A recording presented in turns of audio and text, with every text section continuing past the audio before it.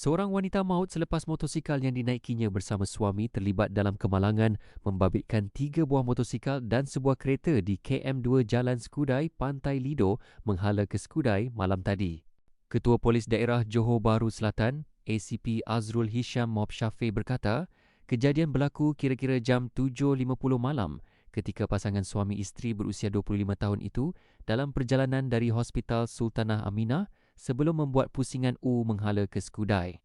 Siasatan awal mendapati motosikal jenis Yamaha 135LC yang ditunggang mangsa bersama isterinya dipercayai cuba menyelit di antara kenderaan sebelum dilanggar dari belakang oleh sebuah motosikal Yamaha Y125 yang ditunggang seorang lelaki berusia 23 tahun.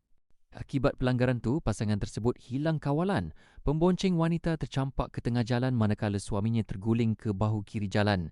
Dalam masa sama, sebuah lagi motosikal yang dinaiki seorang anggota keselamatan berusia 24 tahun bersama tunangnya gagal mengelak lalu terbabas sebelum melanggar sebuah kereta yang dipandu seorang wanita berusia 28 tahun.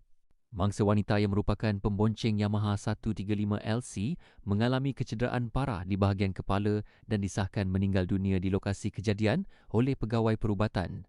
Mayat mangsa dibawa ke unit forensik Hospital Sultanah Aminah untuk dibedah siasat. Sementara itu, 3 lagi mangsa termasuk suami mangsa, penunggang Yamaha Y125 serta pembonceng motosikal lain mengalami pelbagai kecederaan dan menerima rawatan di Hospital Sultanah Aminah, manakala seorang lagi penunggang dirawat di zon merah hospital berkenaan.